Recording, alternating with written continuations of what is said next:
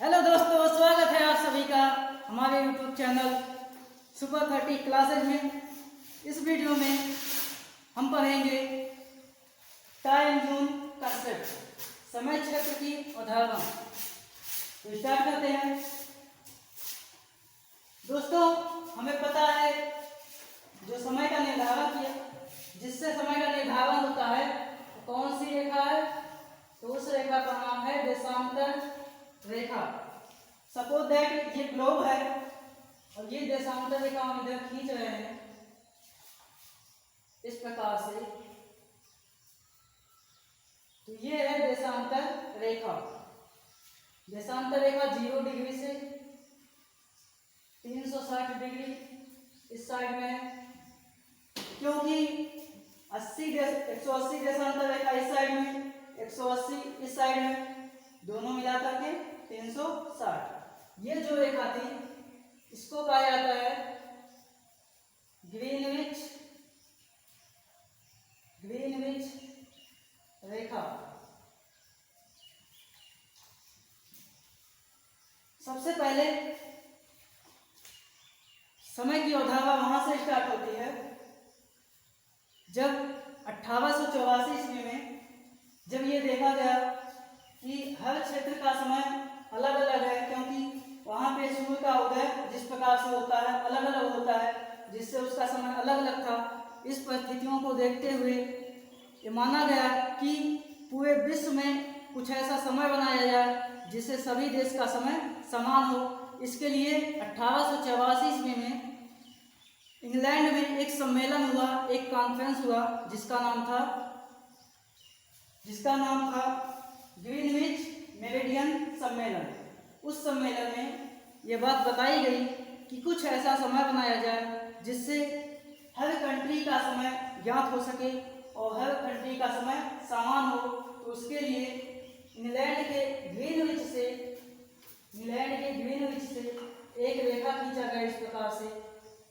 इसी रेखा को कहा जाता है ग्रीनविच रेखा, क्योंकि ये ग्रीनविच से खींची गई है। और ये जो रेखा थी समय का निर्धारण करती है, इसलिए इसको कहा जाता है अंतर्राष्ट्रीय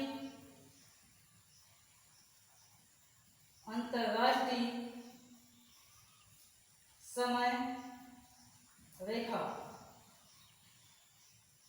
अंतर्राष्ट्रीय समय रेखा।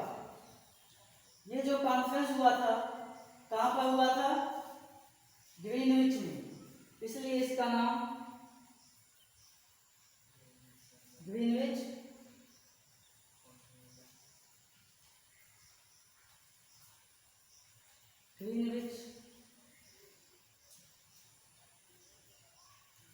जो सम्मेलन हुआ था उसका नाम था मेरिडियन।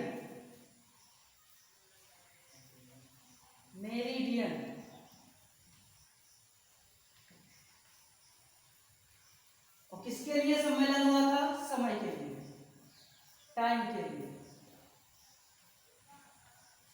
तो इसका नाम हो गया Greenwich meridian time.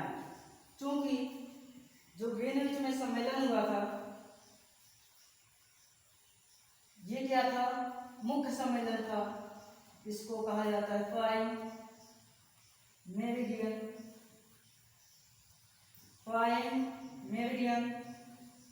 Time.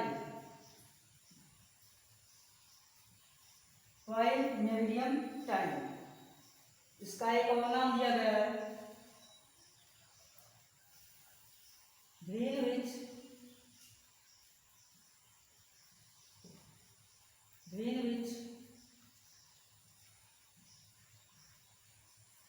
Mean time. इसको 3 नामों से जाना जाता है। एक का नाम है ग्रीनविच मेरिडियन टाइम या ग्रीनविच मीन टाइम, या तो इसको कह सकते हैं प्राइम मेरिडियन टाइम। इसका जी, इसका यम, समय का टी। इस रेखा को संक्षेप में GMT नाम से जाना जाता है। Greenwich mean time. ये जो रेखा थी, यही ऐसी रेखा थी जो पूरे विश्व का समय यहीं से निर्धारित होता था, और इसके इस साइड में बहुत सी देशांतर रेखाएं खींची गई थी। इस प्रकार से 180 देशांतर रेखाएं खींची गई थी इस साइड में, और दोनों मिलाकर के 360 देशांतर रेखाएं होती है। इन 360 देशांतर रेखाओं में जो ये बीच की रेखा दिख रही है, यही है अंतर्राष्ट्रीय समय रेखा। जो पूरे विश्व में समय निर्धारित किया गया था, उसको एक निश्चित पीरियड के अंतर्गत रखा गया कि इसका मान इसके अंतर्गत, जैसे हमें पता है जितना भी देशांतर रेखाएं हैं एक एक डिग्री पे खींची गई हैं, एक एक डिग्री पे, तो इससे ये देखा गया कि जिस डिग्री पे जो देश पड़ेगा उसी डिग्री को समय में बदल के जांच लिया जाएगा कि इसका समय इसके समय से कितना अधिक या ज़्यादा है। तो इसके लिए हमें पता है 24 घंटे में 360 देशांतर रेखाओं को पार करता था ये पृथ्वी, तो एक घंटे में कितना पार करेगा? एक घंटे में हो जाएगा 360/24 डिग्री। तो 1 आवर इसको काट देंगे तो आ जाएगा 15 डिग्री। इसका मतलब एक घंटे में 15 डिग्री का मान होता है। तो इसी हिसाब से जो पूरे विश्व का समय था उसको एक एक घंटे के अंतराल पे बनाया गया है, और एक एक घंटे के अंतराल पे बनाया गया है। तो इस प्रकार से जैसे ये ग्लोब है, इसको जब हम खोल देंगे तो हमें कुछ इस प्रकार दिखाई देगा। जैसे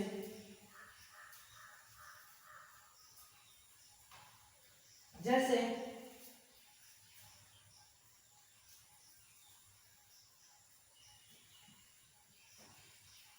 ये है ग्रीनविच रेखा 0 डिग्री पे, यहाँ से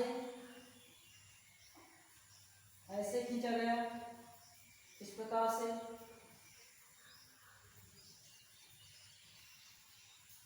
पूरे विश्व का समय एक एक डिग्री के अंतराल पे बनाया गया ताकि उसके बीच का क्षेत्र आसानी से ज्ञात किया जा सके।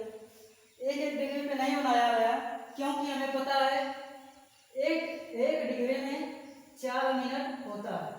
यदि एक एक डिग्री पे ये देशांतर रेखाओं को विभाजित करके देखा जाता, जोन बनाया जाता, तो उसमें जब इतना लंबा समय हो जाता तो उसको कैलकुलेशन करने में दिक्कत होता था।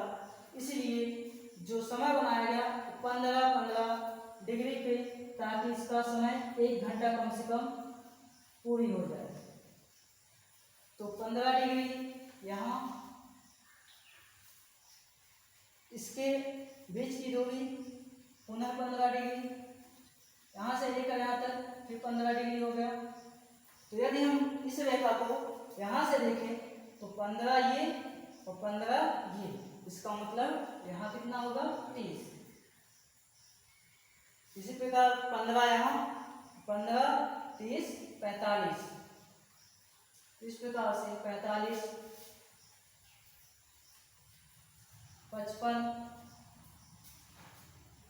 65, 75,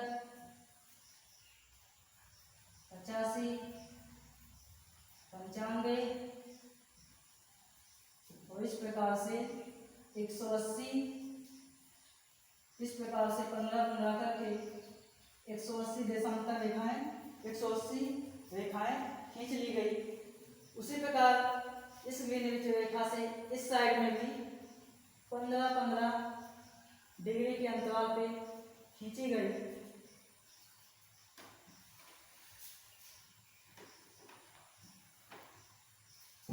और ये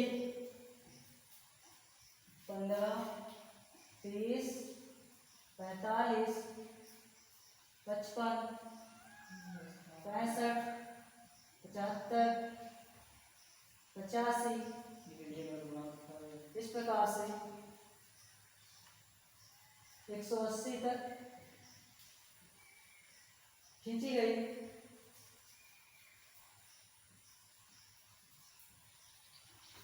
चूंकि हमें पता है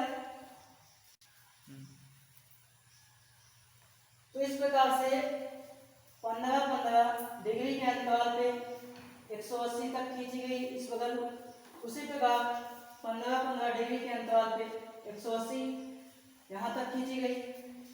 चूंकि हमें पता है इस साइड में समय का मान बढ़ता है, तो यदि हम देखें यहाँ से लेकर यहाँ तक 15 डिग्री, और 15 डिग्री में कितना समय होता है? 1 घंटा। तो इसका मतलब 1 आवर यहाँ होगा। यहाँ से लेकर यहाँ 15 डिग्री, फिर 1 आवर होगा।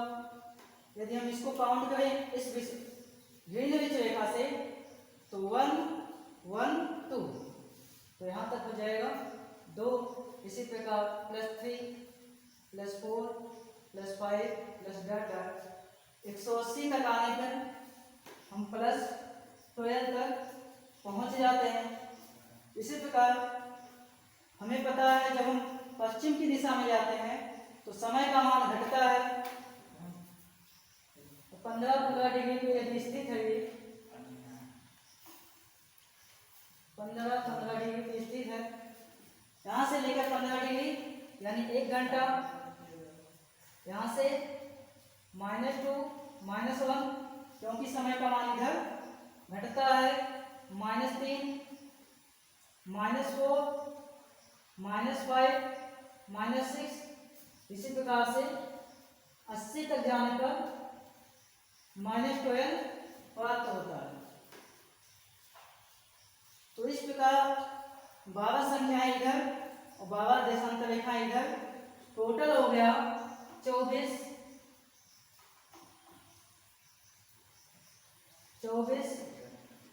जोन। तो इस प्रकार से जो समय था तो ये टोटल 24 जोन है। भारत जो पूरे विश्व का मानक समय है 24 जोनों में बांटा गया है। ये जो जीएमटी है वर्तमान समय में इस जीएमटी का नाम बदलकर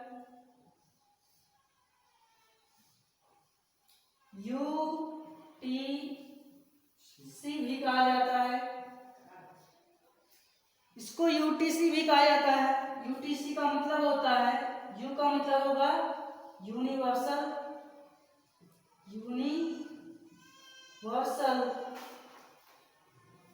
टी का मतलब टाइम,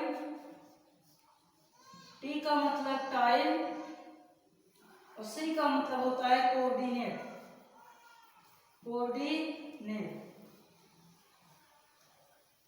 1884 के बाद इसका नाम ये हो गया यूटीसी, और यूटीसी का मतलब यूनिवर्सल टाइम कोऑर्डिनेट। इसको हिंदी में कह सकते हैं,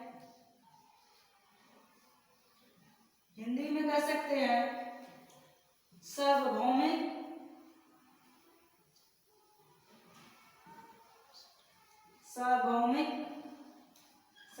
का मतलब सभी जगह पूरे विश्व में। सार्वभौमिक टाइम का मतलब समय, कोऑर्डिनेट का मतलब समन्वय।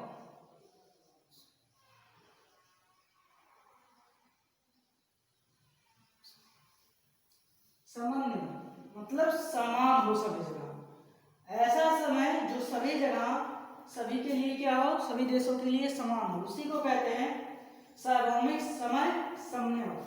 इंग्लिश में कह सकते हैं यूनिवर्सल टाइम कोऑर्डिनेट। इसको अन्य नामों से भी जाना जाता है, इसको जेड के नाम से भी जाना जाता है। यूटीसी को या जीएमटी को जेड के नाम से भी जाना जाता है। इसका एक और नाम है जिसको कहते हैं जेलू।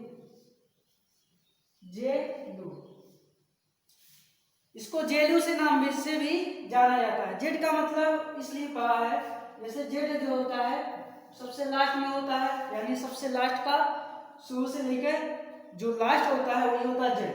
तो ये जो जेड बना है यानी शुरू से लेकर जहाँ से टाइम स्टार्ट हुआ वहाँ से अंत तक का सभी ज्ञान किसमें मिलेगा, इस जेड में मिलेगा। इसीलिए इसको जेड के नाम से भी जाना जाता है, उसी से बना है जेडू, और इसको जीएमटी के नाम से भी जाना जाता है। ये जो जीएमटी नाम है ये सबसे पुराना नाम है, 1884 का है।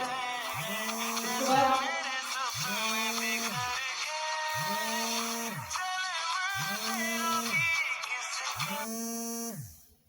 बस कंप्लीट है इतना चाह बस इतने बताओ क्या बात पिछड़ा वाला है, पिछड़ा लगे नहीं होगा जो कपड़े बीचों में से पश्चिम की साइड में टोटल 24 जोनों में जो समय था विभाजित किया गया।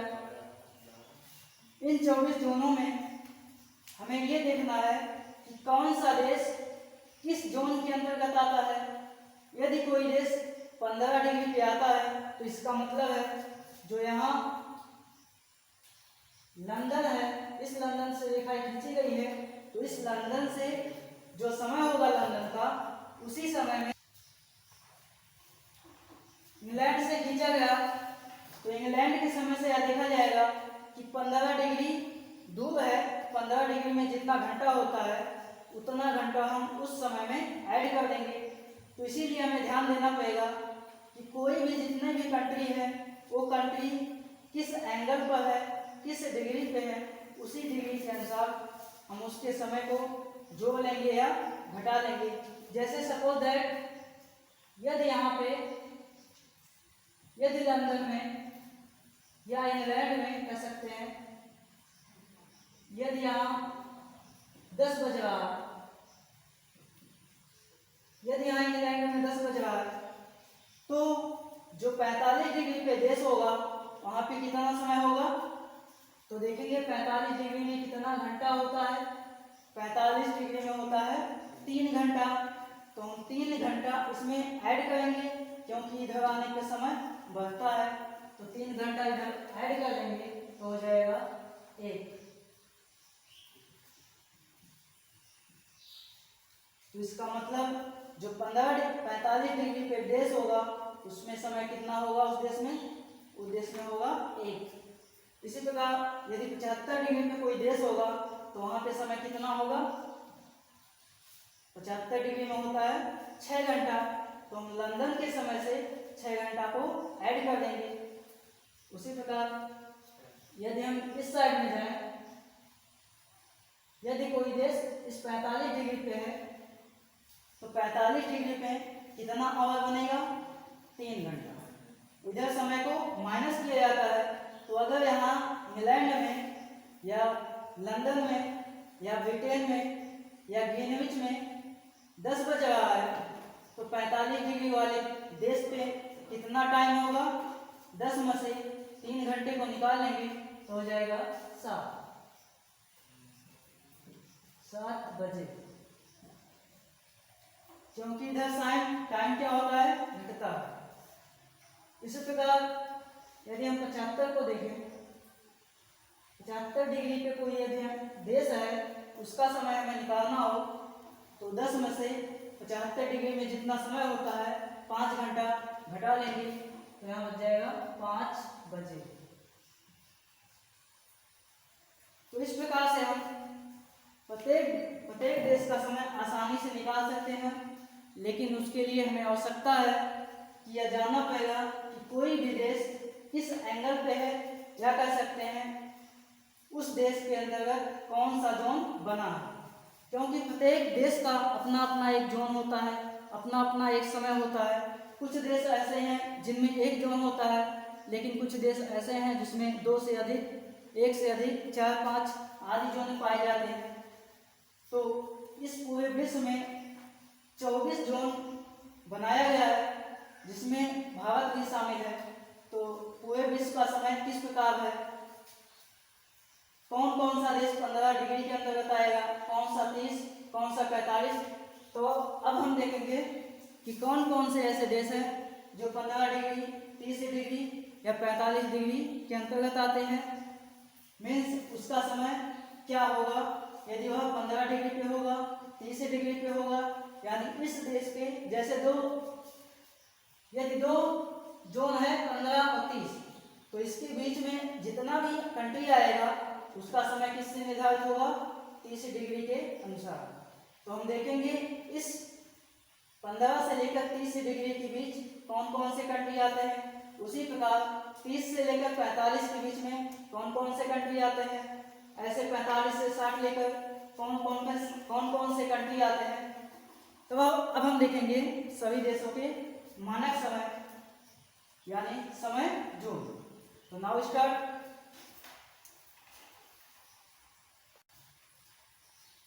तो सभी कंट्री को देखने से पहले सबसे पहले हम देखेंगे भारत के बारे में कि भारत का मानक समय क्या है और किस प्रकार बना। तो स्टार्ट करते हैं। चलेंगे इंडिया के पास।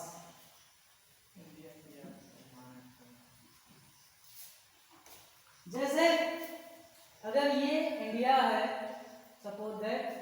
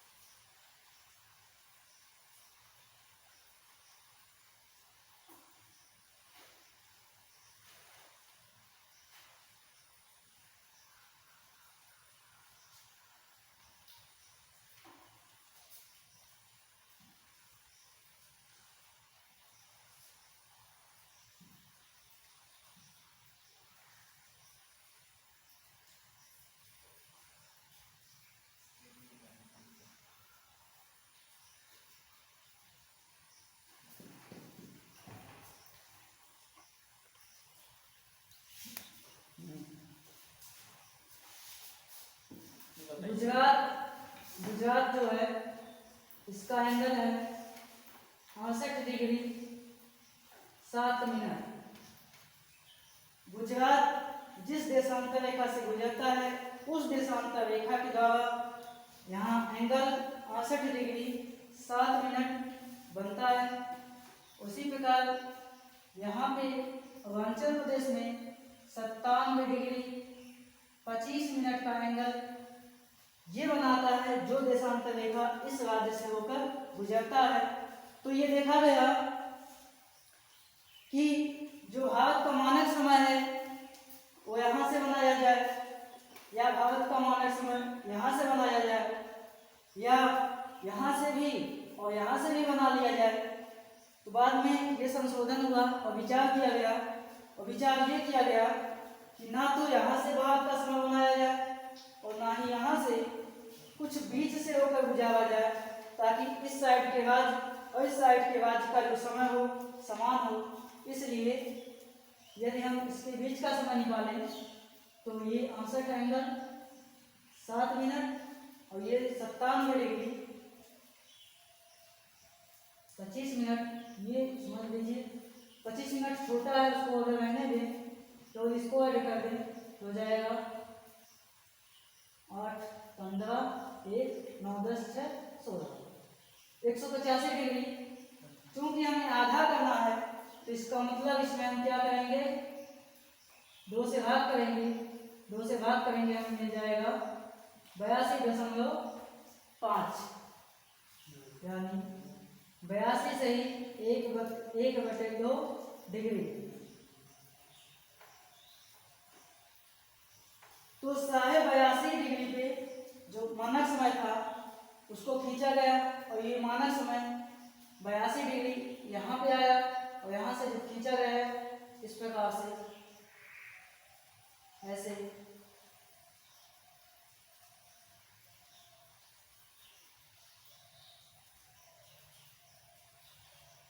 तो ये जो रेखा थी इसी रेखा को कहा जाता था भारत का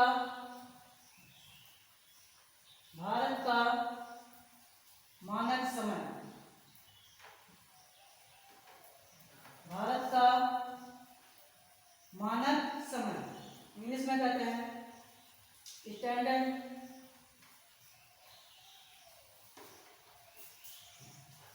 स्टैंडर्ड टाइम ऑफ इंडिया।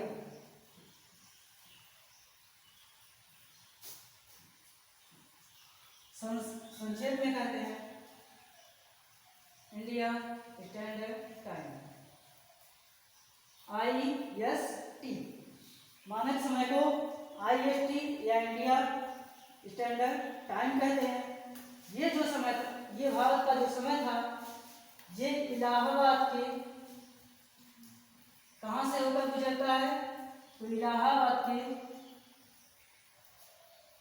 जो मानक समय है ये गुजरता है इलाहाबाद के पास सिटी है जिसका नाम है नैनी। नैनी से होकर गुजरता है, ये है इलाहाबाद, इलाहाबाद के निकट।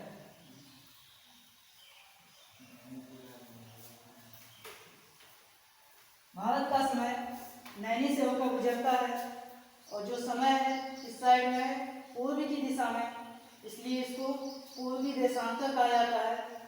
पूर्वी देशांतर 22.5 अंश। कहाँ से होकर गुजरता है? नैनी से होकर गुजरता है। और इसमें कई राज्य भी शामिल हैं, ये कई राज्यों से होकर गुजरता है।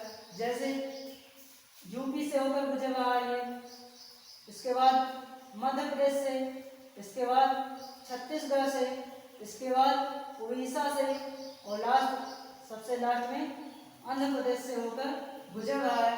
इसका मतलब 1 2 3 4 स्टेट से होकर भारत का मानक समय गुजरता है। कौन कौन से हैं? तो राज्य है जो उसका नाम है,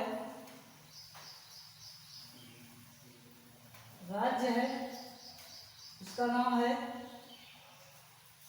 यूपी, छत्तीसगढ़, उड़ीसा और आंध्र प्रदेश, मध्य प्रदेश। इसके लिए एक ट्रिक भी आता है जिसको कहते हैं, एक ट्रिक बताएं। टिरिक, उमा की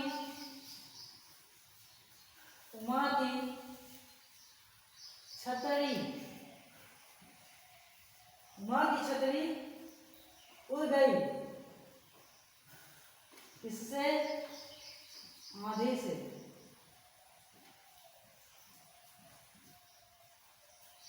इन सभी राज्यों से कौन सा रेखा गुजरता है?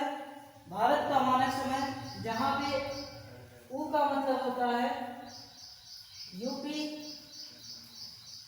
माँ का मतलब होता है MP यानी मध्य प्रदेश, अच्छा का मतलब होता है छत्तीसगढ़,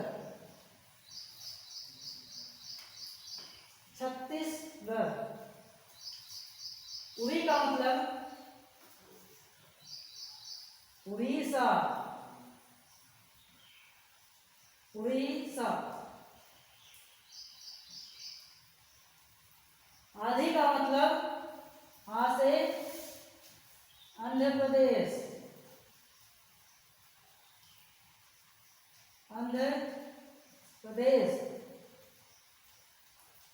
तो ये 5 राज्य हैं जहां से होकर भारत का मानक समय गुजरता है। ये क्वेश्चन पूछा जाता है कि जो भारत का मानक समय है वो किस प्रकार के देशांतर है? तो होगा पूर्वी देशांतर, क्योंकि पूर्व की दिशा में। और कितने अंश पे? 82.5 के। ये 82.5 डिग्री से होकर गुजरता है। पूछेगा कहाँ से होकर गुजरता है? नैनी से। और ये कहाँ है? इलाहाबाद के निकट है। और ये 5 राज्य हैं। तो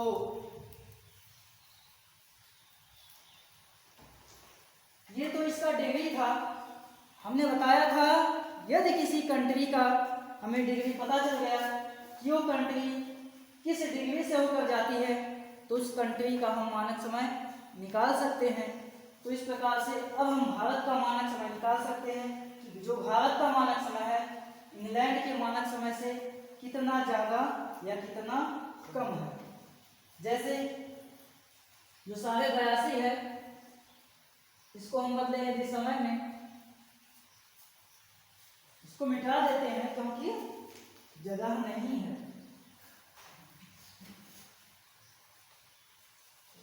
देखते रहिए हमारा यूट्यूब चैनल सुपर 30 क्लासेज को। तो यदि इसको हम टाइम में कन्वर्ट करें तो 1 डिग्री में 4 मिनट, तो 82 डिग्री में क्या होगा बताइए? 82 डिग्री में कितना होगा? यदि हम 82 में 4 से गुणा कर दें और जो आधा डिग्री है इसको 4 से गुणा कर दें तो कितना आ जाएगा? 4 दूनी 8, 4 अट्ठे 32 प्लस 2 दूना 4 प्लस 2 ऐड कर दो, कितना हो जाएगा? 140 टाइम। 1 minute 130 minute. इसको हम यदि घंटे में बदलें तो कितना हो जाएगा?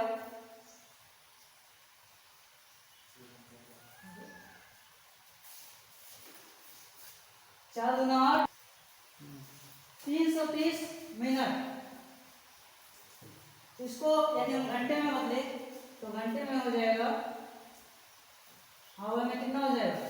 6 पंचे 30 यानी 5.5 घंटा।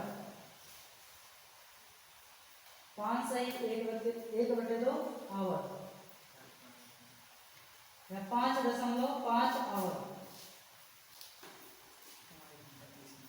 इसका मतलब है कि 5.5 घंटा, 5.5 घंटा ये इंग्लैंड के टाइम से भारत का समय ज्यादा है, क्योंकि भारत किधर होता है? पूर्वी गोलार्ध में, और पूर्वी गोलार्ध में जाने पर समय क्या होता है? बढ़ता है। तो यदि इंग्लैंड का टाइम 5 है, यदि 5 बज रहा है इंग्लैंड में, तो भारत में कितना बचेगा? 5.5 घंटा ऐड कर देंगे तो कितना बच जाएगा? 10:30, 10:30 मिनट,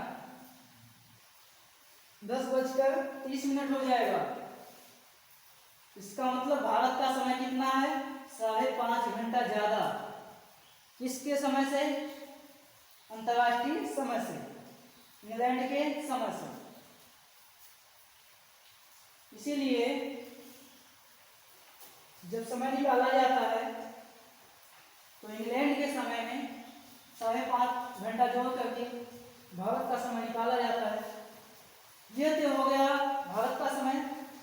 तो इस प्रकार से हमने भारत का समय देख लिया, भारत का मानक समय देख लिया, और इसके बाद हम देखेंगे पूरे विश्व का मानक समय कि पूरे विश्व में कौन कौन से ऐसे कंट्री हैं जिनका मानक समय इतना ज़्यादा या इतना कम है इंग्लैंड से।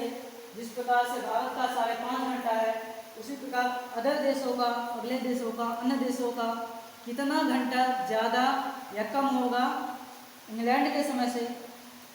तो ये देखेंगे हम अगले वीडियो में।